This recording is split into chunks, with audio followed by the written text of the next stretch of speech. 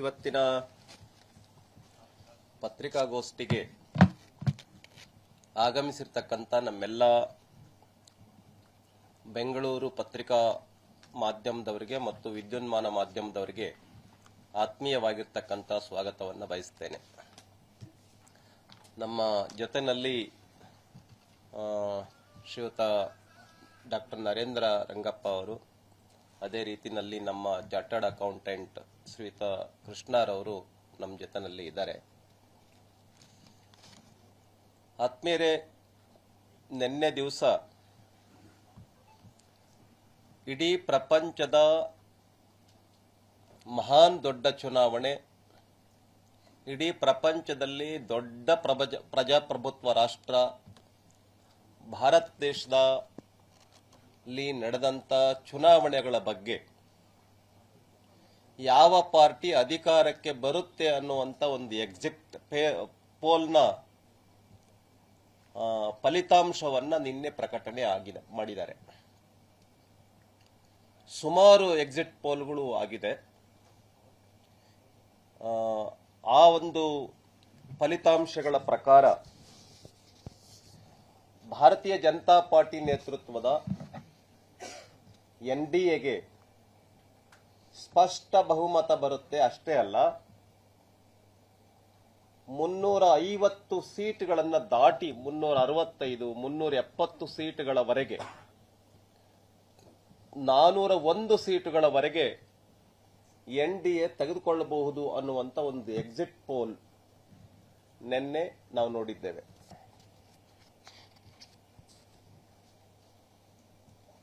ಈ ವಿಚಾರವಾಗಿ ಹೇಳೋದಾದ್ರೆ, ನಮ್ಮ ದೇಶದ ಹೆಮ್ಮೆಯ ಪ್ರಧಾನಮಂತ್ರಿ, ನಮ್ಮ ದೇಶದಲ್ಲಿ ಅನುಕೂಲತೆಗಳ ಹೊನಲನ್ನೇ ಹರಿಸಿದಂತ, ಬಡವರಿಗೆ 5 ಕೆಜಿ ಅಕ್ಕಿ 80 ಕೋಟಿ ಜನರಿಗೆ ನೀಡ್ತಾ ಬಂದಂತಹ, ದೇಶದ ರೈತರಿಗೆ 6,000 ರೂಪಾಯಿ ಪ್ರತಿ ವರ್ಷಕ್ಕೆ ಕೊಡ್ತಾ ಬಂದಂತಹ, ಇಡೀ ಪ್ರಪಂಚದಲ್ಲಿನೇ ಮಹಾಮಾರಿ ಕೋವಿಡ್ ಅನ್ನ ಬಹಳ ಯಶಸ್ವಿಯಾಗಿ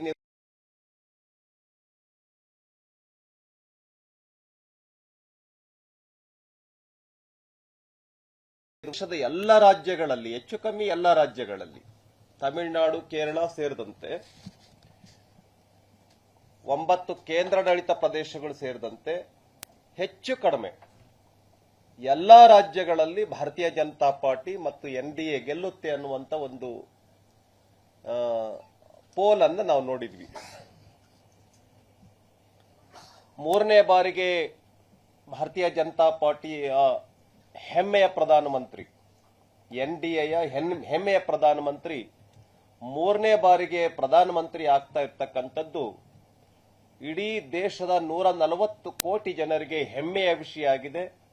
ಅಷ್ಟೇ ಏಕೆ, ಇಡೀ ಪ್ರಪಂಚದಲ್ಲಿ ಆರ್ಥಿಕ ವ್ಯವಸ್ಥೆ ಕುಸಿತಾ ಇರತಕ್ಕಂಥ ಸಂದರ್ಭದಲ್ಲಿ ನಮ್ಮ ದೇಶದ ಆರ್ಥಿಕ ವ್ಯವಸ್ಥೆಯನ್ನ ಮೇಲ್ಮುಖವಾಗಿ ಅಭಿವೃದ್ಧಿಗೊಳಿಸಲಿಕ್ಕೆ ಕಾರಣಕರ್ತರಾಗಿರ್ತಕ್ಕಂಥ ನರೇಂದ್ರ ಮೋದಿಜಿ ಅವರನ್ನ ದೇಶದ ಜನ ಯಾವುದೇ ಸಂಶಯಗಳಿಲ್ಲದೇನೆ ಸ್ಪಷ್ಟವಾಗಿರ್ತಕ್ಕಂಥ, ಪೂರ್ಣವಾಗಿರ್ತಕ್ಕಂಥ, ಯಾವುದೇ ಅಡೆತಡೆಗಳಿಲ್ಲದೆ ಇರತಕ್ಕಂಥ ಒಂದು ಫಲಿತಾಂಶವನ್ನ ಜನ ಪುರಸ್ಕಾರ ಮಾಡಿದ್ದಾರೆ, ನೀಡಿದ್ದಾರೆ. ಹಾಗಾಗಿ 4ನೇ ತಾರೀಕು ಇದರ ಫಲಿತಾಂಶ ಬರೋದಿದೆ. ಈಗ ಆಲ್ರೆಡಿ ನಾವು ಅನೇಕ ಚುನಾವಣೆಗಳಿಗೆ ಸಂಬಂಧಪಟ್ಟಂತೆ ಎಕ್ಸಿಟ್ ಪೋಲ್ ಅನ್ನು ನೋಡಿದ್ದೇವೆ. ಆಲ್ಮೋಸ್ಟ್ 90% ಎಕ್ಸಿಟ್ ಪೋಲ್ಗಳ ಫಲಿತಾಂಶ ನಿಜ ಆಗಿರ್ತಕ್ಕಂಥದ್ದನ್ನು ಕೂಡ ನೋಡಿದ್ದೇವೆ. ಮಧ್ಯಪ್ರದೇಶದ ಬಗ್ಗೆ ನೋಡಿದ್ದೇವೆ, ರಾಜಸ್ಥಾನದ ಬಗ್ಗೆ ನೋಡಿದ್ದೇವೆ, ಛತ್ತೀಸ್ಗಢದ ಬಗ್ಗೆ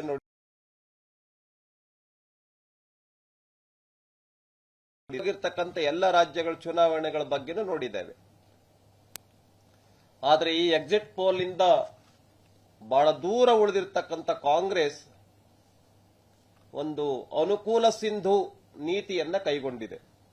ಇಲ್ಲ, ನಾವು ಎಕ್ಸಿಟ್ ಪೋಲ್ ಅನ್ನು ನಂಬೋದಿಲ್ಲ ಅಂತ. ಅದೇ ರಾಹುಲ್ ಗಾಂಧಿ ಅವರು, ಪ್ರಿಯಾಂಕಾ ಗಾಂಧಿ ಅವರು ಕರ್ನಾಟಕದ ಮುಖ್ಯಮಂತ್ರಿ ಸಿದ್ದರಾಮಯ್ಯ ಅವರು, ಉಪಮುಖ್ಯಮಂತ್ರಿ ಡಿ.ಕೆ. ಶಿವಕುಮಾರ್ ಅವರು ಕರ್ನಾಟಕದಲ್ಲಿ ಕಾಂಗ್ರೆಸ್ ಅಧಿಕಾರಕ್ಕೆ ಬರುತ್ತೆ ಅನ್ನುವಂಥ ಎಕ್ಸಿಟ್ ಪೋಲ್ ಅನ್ನ ಅವರು ಉಲ್ಲೇಖ ಮಾಡಿದ್ರು. ಕರ್ನಾಟಕ ರಾಜ್ಯದಲ್ಲಿ ಕಾಂಗ್ರೆಸ್ ಅಧಿಕಾರಕ್ಕೆ ಬರುತ್ತೆ, ಬಿಜೆಪಿ ಸೋಲುತ್ತೆ ಅಂತ ಹೇಳಿದ್ರು. ನಾವು ಒಪ್ಕೊಂಡ್ವಿ. ಆದ್ರೆ ಕಾಂಗ್ರೆಸ್ನವರು ಈ ಎಲ್ಲ ಎಕ್ಸಿಟ್ ಪೋಲ್ಗಳನ್ನ ನಾವು ನಂಬೋದಿಲ್ಲ ಅಂತ ಹೇಳಿ ಅವರು ದೂರ ಉಳಿದಿದ್ದಾರೆ. ಆಲ್ರೆಡಿ ಅವರಿಗೆ ಫಲಿತಾಂಶ ಏನು ಅನ್ನುವಂಥದ್ದು ಮನವರಿಕೆ ಆಗಿದೆ. ಹಾಗಾಗಿ ಈ ಎಲ್ಲ ಫಲಿತಾಂಶ ಬರೋದಕ್ಕೆ ಬಹಳ ದೊಡ್ಡ ಕಾರಣಕರ್ತರು ಯಾರಪ್ಪ ಅಂತ ಹೇಳಿದ್ರೆ ನಮ್ಮ ದೇಶದ ಹೆಮ್ಮೆಯ ಪ್ರಧಾನಮಂತ್ರಿ ನರೇಂದ್ರ ಮೋದಿಜಿಯವರು, ಅಮಿತ್ ಶಾ ಅವರು, ನಮ್ಮ ನಡ್ಡಾಜಿ ಅವರು, ಮತ್ತೆ ನಮ್ಮ ಭಾರತೀಯ ಜನತಾ ಪಾರ್ಟಿಯ ಕೋಟ್ಯಾಂತರ ಜನ ಕಾರ್ಯಕರ್ತರು ಮತ್ತು ಇಡೀ ದೇಶದಲ್ಲಿ ಭಾರತೀಯ ಜನತಾ ಪಾರ್ಟಿ ನೇತೃತ್ವದ ಎನ್ಡಿಎಗೆ ಮತ ನೀಡಿರ್ತಕ್ಕಂಥ ಎಲ್ಲ ಮಹಾಜನತೆಗೆ ಅಭಿನಂದನೆಗಳನ್ನು ಈ ಸಂದರ್ಭದಲ್ಲಿ ನಾನು ಕೋರ್ತಾ ಇದ್ದೇನೆ. ಮತ್ತೊಂದು ವಿಷಯ ಕರ್ನಾಟಕದ ಬಗ್ಗೆ ಹೇಳೋದಾದ್ರೆ, ವಾಲ್ಮೀಕಿ ಅಭಿವೃದ್ಧಿ ನಿಗಮ ಇದೊಂದು ಪರಿಶಿಷ್ಟ ಪಂಗಡದ ಜನರ ಅಭಿವೃದ್ಧಿಗೋಸ್ಕರವಾಗಿ ಇರ್ತಕ್ಕಂಥ ಒಂದು ನಿಗಮ. ಆದರೆ ಸಿದ್ದರಾಮಯ್ಯ ಅವರು ಮುಖ್ಯಮಂತ್ರಿ ಆದ್ಮೇಲೆ ಏನಾಗಿದೆ ಅಂದ್ರೆ ವಾಲ್ಮೀಕಿ ಅಭಿವೃದ್ಧಿ ನಿಗಮ ಇದೊಂದು ವ್ಯಾಪಾರ ಮಾಡತಕ್ಕಂಥ ನಿಗಮ ಆಗ್ಬಿಟ್ಟಿದೆ. ಇದು ಸಾಲ ಕೊಡ್ತಕ್ಕಂಥ, ಸಾಲ ತೆಗೆದುಕೊಳ್ತಕ್ಕಂಥ ನಿಗಮ ಆಗಿದೆ. ಸಾಮಾನ್ಯವಾಗಿ ಯಾವುದೇ ಒಂದು ಸರ್ಕಾರದ ನಿಗಮ ಜನರಿಗೆ ಸಾಲ ಕೊಡುತ್ತೆ ವಿನಃ ಯಾವುದೋ ಕಂಪನಿಗಳಿಗೆ, ಯಾವುದೋ ಮತ್ತೊಂದು ರಾಜ್ಯದ ಐಟಿ ಕಂಪನಿಗಳಿಗೆ ಸಾಲವನ್ನ ಕೊಡ್ತಕ್ಕಂಥ ಕೆಲಸನ ಮಾಡಲ್ಲ. ಆದರೆ ವಾಲ್ಮೀಕಿ ಅಭಿವೃದ್ಧಿ ನಿಗಮ ಸುಮಾರು 6+9 ಕಂಪನಿಗಳಿಗೆ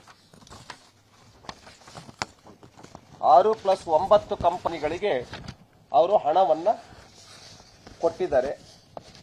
ನಾನು ಕೇಳ್ತೇನೆ, ಆ ಕಂಪನಿಗಳು ಯಾವ ಕಂಪನಿಗಳವು? ಆ ಕಂಪನಿಗಳಿಗೆ ಯಾಕೆ ಹಣವನ್ನ ಕೊಟ್ರಿ?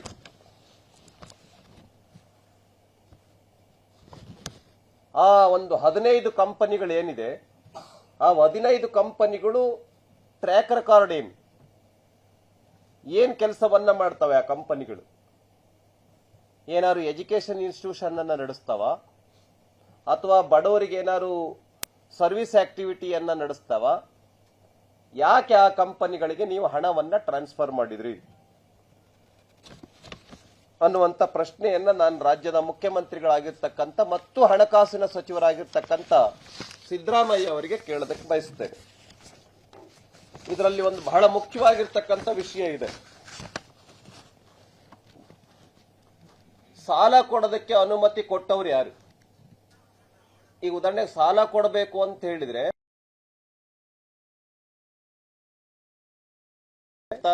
ಅಂದ್ರೆ ಕ್ಯಾಬಿನೆಟ್ ಅಲ್ಲಿ ಡಿಸಿಷನ್ ಆಗಿಲ್ಲ, ಮತ್ತೆ ಸಾಲ ಹೆಂಗ್ ಕೊಟ್ರಿ ಅನ್ನುವಂತ ಪ್ರಶ್ನೆಯನ್ನ ನಾನು ಮುಖ್ಯಮಂತ್ರಿಗಳಿಗೆ ಮತ್ತು ಸಚಿವರಾಗಿರ್ತಕ್ಕಂಥ ನಾಗೇಂದ್ರ ಅವರಿಗೆ ಕೇಳೋದಕ್ಕೆ ಬಯಸುತ್ತೇನೆ.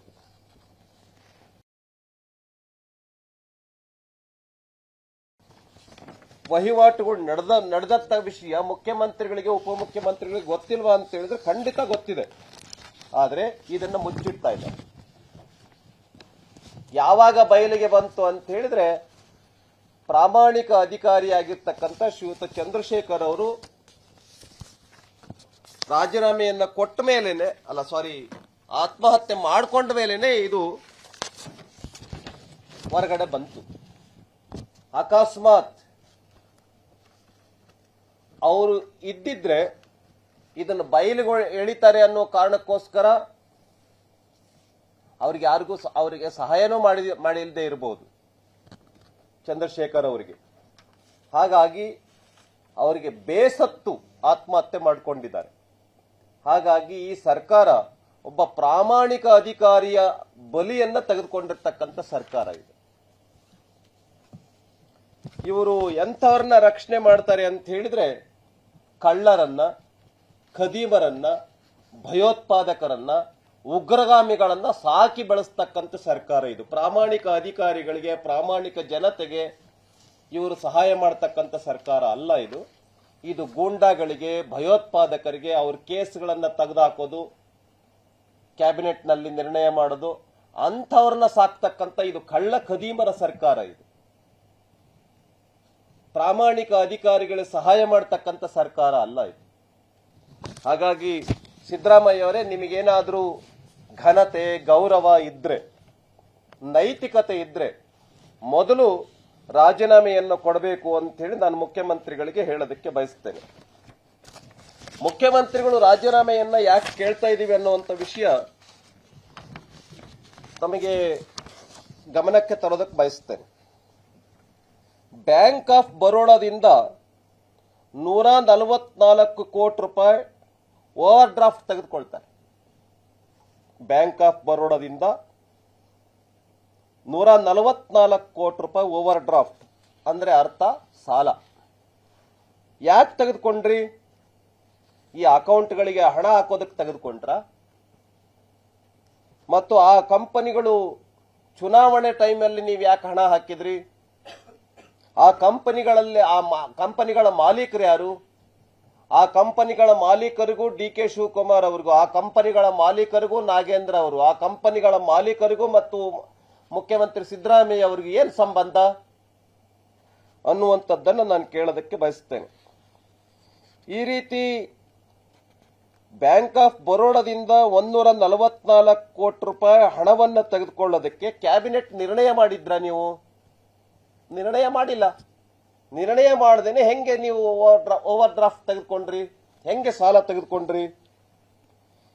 ಇದು ಸಿಬಿಐ ತನಿಖೆಯನ್ನ, ಈ ವಿಷಯವನ್ನ ಸಿಬಿಐ ತನಿಖೆ ಕೊಡಬೇಕು. ಇದ್ರೊಳಗಡೆ ಬರೀ ನಾಗೇಂದ್ರ ಅವರೊಬ್ಬರೇ ಇಲ್ಲ, ಅನೇಕ ಅಧಿಕಾರಿಗಳಿದ್ದಾರೆ ಇದ್ರೊಳಗಡೆ.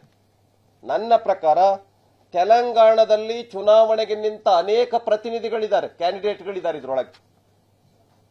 ಮತ್ತು ಈ ಹಣವನ್ನ ಕಳಿಸ್ತಕ್ಕಂಥ, ಹಣವನ್ನ ಕೊಟ್ಟಿರ್ತಕ್ಕಂಥ, ತೆಗೆದುಕೊಂಡಿರ್ತಕ್ಕಂಥ ಅನೇಕ ಮಂತ್ರಿಗಳು ಕೂಡ ಕರ್ನಾಟಕ ರಾಜ್ಯದಲ್ಲಿದ್ದಾರೆ. ಇದೊಂದು ಅಂತಾರಾಜ್ಯ ಭ್ರಷ್ಟಾಚಾರ ಇದು. ಕರ್ನಾಟಕ ಮತ್ತು ತೆಲಂಗಾಣ ಮಧ್ಯದಲ್ಲಿ ನಡೆದಿರ್ತಕ್ಕಂಥ ಒಂದು ಅಂತಾರಾಜ್ಯ ಭ್ರಷ್ಟಾಚಾರ. ಈ ಭ್ರಷ್ಟಾಚಾರದ ತನಿಖೆಯನ್ನ SIT ಹೇಗೆ ಮಾಡುತ್ತೆ? SIT ಇಂದ ಮಾಡಕ್ ಸಾಧ್ಯ ಇಲ್ಲ. ಅದಕ್ಕೆ ನಾನು ಈ ಅಂತಾರಾಜ್ಯ ಭ್ರಷ್ಟಾಚಾರವನ್ನ ತನಿಖೆ ಮಾಡೋದಕ್ಕೋಸ್ಕರ CBIಗೆ ಕೊಡಬೇಕು ಅಂತ ಹೇಳಿ ನಾನು ಈ ಸಂದರ್ಭದಲ್ಲಿ ನಮ್ಮ ಭ್ರಷ್ಟರನ್ನ ಸಾಕ್ತಕ್ಕಂಥ, ಯುವತಿಯರ ಆತ್ಮಹತ್ಯೆ ಆದರೂ ಕೂಡ, ಯುವತಿಯರ ಬಲಿಯಾದರೂ ಕೂಡ, ಯುವತಿಯರನ್ನ ಭಯೋತ್ಪಾದಕರು ಕೊಂದರೂ ಕೂಡ ಏನು ಕ್ರಮ ತೆಗೆದುಕೊಳ್ಳದೆ ಇರತಕ್ಕಂಥ ಒಬ್ಬ ನಿಷ್ಕ್ರಿಯ ಮುಖ್ಯಮಂತ್ರಿ ಸಿದ್ದರಾಮಯ್ಯ ಅವರಿಗೆ ನಾನು ಕೇಳೋದಕ್ಕೆ ಬಯಸ್ತೇನೆ, ಈ ವಿಷಯವನ್ನ CBIಗೆ ಕೊಡಬೇಕು ಅಂತೇಳಿ. CBI ತನಿಖೆ ನಡೀತಾ ಇರತಕ್ಕಂಥ ಸಂದರ್ಭದಲ್ಲಿ ಮುಖ್ಯಮಂತ್ರಿಯಾಗಿರಬಾರ್ದು, ನಾಗೇಂದ್ರ ಅವರು ಆ ಸ್ಥಾನದಲ್ಲಿ ಇರಬಾರ್ದು. ಆ ಹಿನ್ನೆಲೆಯಲ್ಲಿ CBI ತನಿಖೆ ನಡೆಯೋದಕ್ಕೆ ಅವಕಾಶ ಮಾಡಿಕೊಡೋ ದೃಷ್ಟಿಯಿಂದ ಮತ್ತು ಸ್ಪಷ್ಟವಾಗಿ ತನಿಖೆ ನಡೀಬೇಕು, ಪಾರದರ್ಶಕವಾಗಿ ತನಿಖೆ ನಡೀಬೇಕು, ಯಾವುದೇ ಪ್ರಭಾವ ಆ CBI ಸಂಸ್ಥೆ ಮೇಲೆ ಇರಬಾರದು. ಆ ಹಿನ್ನೆಲೆಯಲ್ಲಿ ಮುಖ್ಯಮಂತ್ರಿಗಳು ಮತ್ತೆ ನಾಗೇಂದ್ರ ಅವರು ಇಬ್ಬರು ರಾಜೀನಾಮೆ ಕೊಡಬೇಕು ಅಂತ ಹೇಳಿ ನಾನು ಈ ಸಂದರ್ಭದಲ್ಲಿ ಆಗ್ರಹ ಪಡಿಸ್ತೇನೆ.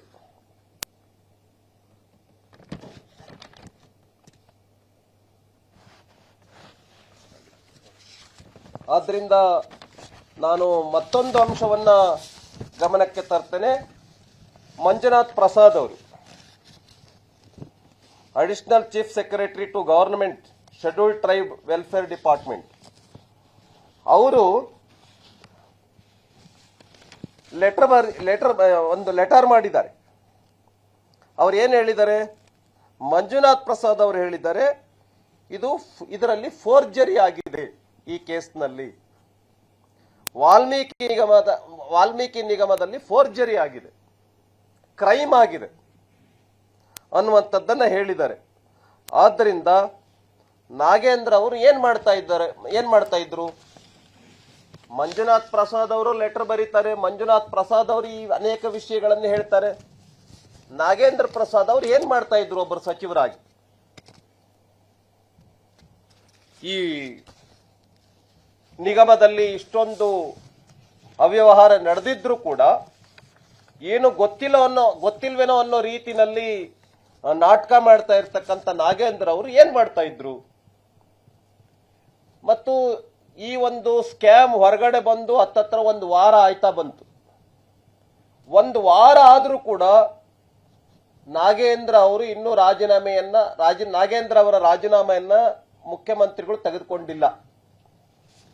ಈಶ್ವರಪ್ಪ ಅವರು ಯಾರು ಸಂತೋಷ್ ಪಾಟೀಲ್ ಅಂತಕ್ಕಂಥ ಬೆಳಗಾಂನ ಒಬ್ಬ ಕಾಂಟ್ರಾಕ್ಟರ್, ಇವ್ರ ಮೇಲೆ ಆರೋಪ ಮಾಡಿದಾಗ ತನಿಖೆಗೆ ಒಳಪಡಿಸಿ ಅಂತ ಹೇಳಿ ಅವರು ಆಗ್ರಹ ಪಡಿಸ್ತಾರೆ. ಇಲ್ಲ, ನೀವು ಸಚಿವರಾಗಿ ಉಳಿಬಾರದು ಅಂತ ಹೇಳಿ ವಿರೋಧ ಪಕ್ಷದ ನಾಯಕರಾಗಿದ್ದಂತ ಸಿದ್ದರಾಮಯ್ಯ ಅವರು ಅವತ್ತು ಆಗ್ರಹ ಪಡಿಸ್ತಾರೆ. ಈಶ್ವರಪ್ಪ ಅವರು ರಾಜೀನಾಮೆಯನ್ನ ಕೊಡ್ತಾರೆ. ನಾನ್ ಕೇಳ್ತೇನೆ, ಯಾಕೆ ಮುಖ್ಯಮಂತ್ರಿ ಆಗಿರ್ತಕ್ಕಂಥ ಸಿದ್ದರಾಮಯ್ಯ ಅವರು ನೀವು ಅವತ್ತು ಆಗ್ರಹ ಪಡಿಸಿದ್ರಿ ವಿಪಕ್ಷ ನಾಯಕರು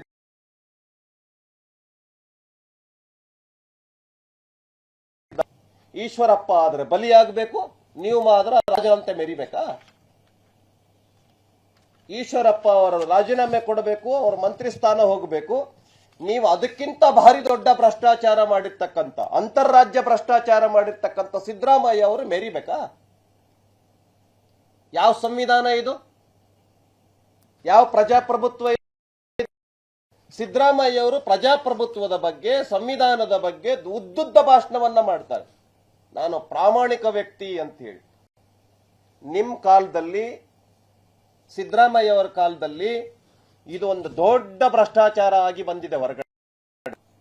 ಈ ಘಟನೆಗಿಂತ ಮುಂಚೆ ಈಗ ಆಲ್ರೆಡಿ 3.5 ತಿಂಗಳ ಕೆಳಗಡೆ ಬಿಬಿಎಂಪಿ ಕಾಂಟ್ರಾಕ್ಟರ್ ಒಬ್ಬ 50 ಕೋಟಿ ರೂಪಾಯಿ ಬೇರೆ ಬೇರೆ ಕಾಂಟ್ರಾಕ್ಟರ್ಗಳ ಮೂಲಕ ಹಣ ಸಂಗ್ರಹ ಮಾಡಿದ್ದಾನೆ ಅಂತ ಹೇಳಿ ಆ ಹಣ ತನಿಖೆ ನಡೀತಾ ಇರತಕ್ಕಂಥ ಸಂದರ್ಭದಲ್ಲಿ ಇದು ನನ್ನ ಮೇಲೆ ಬರುತ್ತೆ ಅಂತ ಹೇಳಿ ಒಬ್ಬ ಬಿಬಿಎಂಪಿ ಕಾಂಟ್ರಾಕ್ಟರ್ ಕೂಡ ಆತ್ಮಹತ್ಯೆ ಮಾಡಿಕೊಂಡ.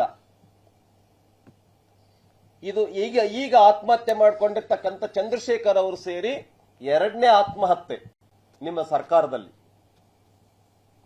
ಹಾಗಾಗಿ ಕರ್ನಾಟಕ ರಾಜ್ಯದಲ್ಲಿ ಸಿದ್ದರಾಮಯ್ಯ ಅವರ ಸರ್ಕಾರದಲ್ಲಿ ಮಹಿಳೆಯರಿಗೆ ರಕ್ಷಣೆ ಇಲ್ಲ. ವಿಧಾನಸೌಧದಲ್ಲಿ ಪಾಕಿಸ್ತಾನ್ ಜಿಂದಾಬಾದ್ ಅಂತ ಘೋಷಣೆ ಕೂಗ್ತಾರೆ. ಪೊಲೀಸರಿಗೆ ರಕ್ಷಣೆ ಇಲ್ಲ. ಚನ್ನಗಿರಿ ಪೊಲೀಸ್ ಠಾಣೆ ಮೇಲೆ ದಾಳಿ ಮಾಡ್ತಾರೆ. ಮಚ್ಚು, ಲಾಂಗು, ಪಿಸ್ತೂಲ್ಗಳನ್ನ ತೆಗೆದುಕೊಂಡು ಯುದ್ಧಕ್ಕೆ ಇಳಿತಾರೆ ಕರ್ನಾಟಕ ರಾಜ್ಯದಲ್ಲಿ. ಈ ರೀತಿ ಬೀದಿ ಕಾಮಣ್ಣ ಅವರು ರಾಜಾರೋಷವಾಗಿ ಮೆರಿತಾ ಇದ್ದಾರೆ. ರೈತರಿಗೆ ಸಹಾಯ ಮಾಡಿ ಅಂತೇಳಿ ಕೇಂದ್ರ ಸರ್ಕಾರದಿಂದ 3,000 ಕೋಟಿಗಿಂತ ಹೆಚ್ಚು ಹಣ ಬಂದರೂ ಕೂಡ ರೈತರ ಅಕೌಂಟ್ಗೆ ಹಣ ಹಾಕೋದಿಲ್ಲ. ತನ್ನ ಪಾಲಿನ ಹಣವನ್ನು ಕೂಡ ರೈತರ ಅಕೌಂಟ್ಗೆ ಹಾಕೋದಿಲ್ಲ. ಈ ರೀತಿ ಒಟ್ಟಾರೆಯಾಗಿ ಈ ಸರ್ಕಾರದ ಬಗ್ಗೆ ಹೇಳೋದಾದ್ರೆ ಇದೊಂದು ಜನವಿರೋಧಿ ಸರ್ಕಾರ. ಇದೊಂದು ಭಯೋತ್ಪಾದಕರನ್ನ, ಗೂಂಡಾಗಳನ್ನ ಸಾಕ್ತಾ ಇರ್ತಕ್ಕಂಥ ಸರ್ಕಾರ ಇದು. ಆದ್ರಿಂದ ಜನರ ಹಿತದೃಷ್ಟಿಯಿಂದ ಈ ಸರ್ಕಾರ ಆದಷ್ಟು ಬೇಗ ತೊಲಗುವುದೇ ಒಳ್ಳೆಯದು. ಆ ಹಿನ್ನೆಲೆಯಲ್ಲಿ ಮುಖ್ಯಮಂತ್ರಿಗಳಾಗಿರ್ತಕ್ಕಂಥ ಸಿದ್ದರಾಮಯ್ಯ ಅವರು ಕೂಡಲೇ ರಾಜೀನಾಮೆಯನ್ನು ಕೊಡಬೇಕು ಅಂತೇಳಿ ಈ ಸಂದರ್ಭದಲ್ಲಿ ನಾನು ಆಗ್ರಹ ಪಡಿಸ್ತೇನೆ.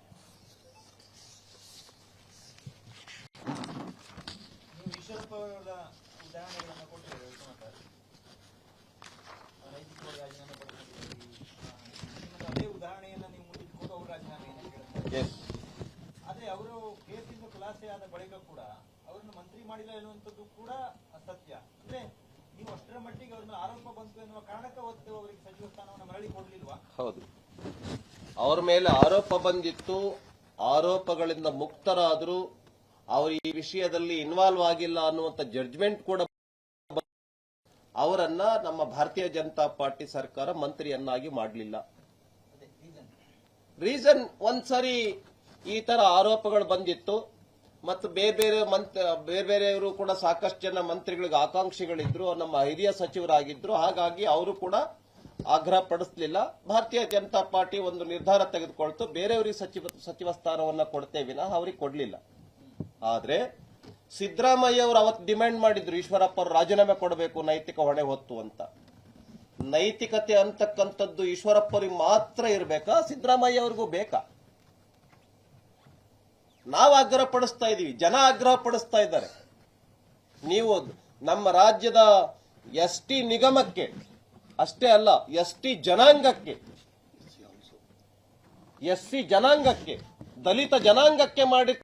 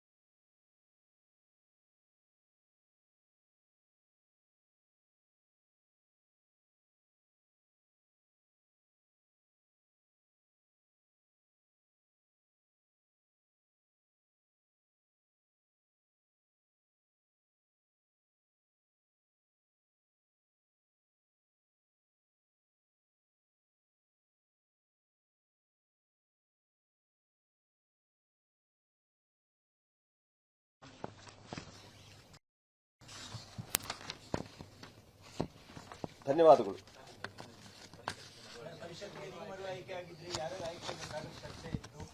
ಇವತ್ತು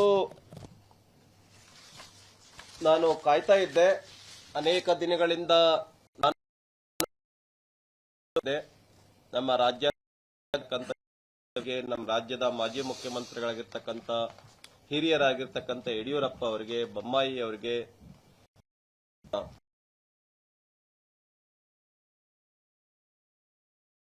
ಕೋರ್ ಕಮಿಟಿ ಎಲ್ಲ ಸದಸ್ಯರಿಗೂ ನಾನು ರಿಕ್ವೆಸ್ಟ್ ಮಾಡಿದ್ದೆ, 2ನೇ ಟರ್ಮ್ಗೂ ಕೂಡ ನನ್ನನ್ನು ಮುಂದುವರಿಸಬೇಕು ಅಂತ ಹೇಳಿ. ನನ್ನ ದೇಶದ ಹೆಮ್ಮೆಯ ಪ್ರಧಾನಮಂತ್ರಿ ನರೇಂದ್ರ ಮೋದಿಜಿಯವರು, ನಮ್ಮ ಹೆಮ್ಮೆಯ ರಾಷ್ಟ್ರೀಯ ಅಧ್ಯಕ್ಷರಾಗಿರ್ತಕ್ಕಂಥ ನಡ್ಡಾಜಿಯವರು, ನಮ್ಮ ಗೃಹ ಮಂತ್ರಿಗಳು ನನ್ನ ಹೆಸರನ್ನ ಮತ್ತೆ ನಮ್ಮ CT ರವಿ ಅವರ ಹೆಸರನ್ನ ಮತ್ತೆ ನಮ್ಮ MG ಮೂಳೆ, ನಮ್ಮ ಮಾಜಿ ಶಾಸಕರು ಬಸವ ಕಲ್ಯಾಣ, ನಮ್ಮ 3 ಜನಕ್ಕೆ ಮತ್ತೆ ಅವಕಾಶವನ್ನು ಕೊಟ್ಟಿದ್ದಾರೆ. ಆ ಹಿನ್ನೆಲೆಯಲ್ಲಿ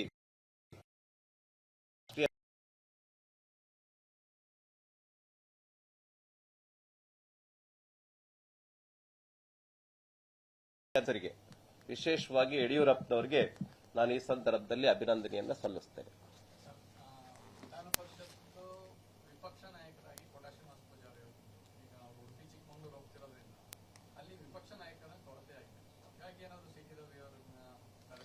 ಗೊತ್ತಿಲ್ಲ, ಪಾರ್ಟಿ ತೀರ್ಮಾನ ಮಾಡುತ್ತೆ, ಇನ್ನು ಸಮಯ ಇದೆ. ಇದರ ಬಗ್ಗೆ ನಮ್ಮ ರಾಜ್ಯದ ನಾಯಕರು ತೀರ್ಮಾನವನ್ನು ಮಾಡ್ತಾರೆ. ನಮ್ಮ ಹಿರಿಯ ನಾಯಕರು ಮತ್ತು ಪಾದರಸದಂತೆ ಓಡಾಟ ಮಾಡತಕ್ಕಂಥ, ಮಾತಾಡ್ತಕ್ಕಂಥ ನಮ್ಮ ಮಾಜಿ ರಾಷ್ಟ್ರೀಯ ಪ್ರಧಾನ ಕಾರ್ಯದರ್ಶಿಗಳು, ಅವರಿಗೆ ಮತ್ತೆ MLC ಯನ್ನಾಗಿ ಮಾಡೋದಕ್ಕೆ ಕ್ರಮ ತೆಗೆದುಕೊಂಡಿರ್ತಕ್ಕಂಥದ್ದನ್ನ ನಾನು ಅಭಿನಂದಿಸ್ತೇನೆ, ಸ್ವಾಗತಿಸ್ತೇನೆ.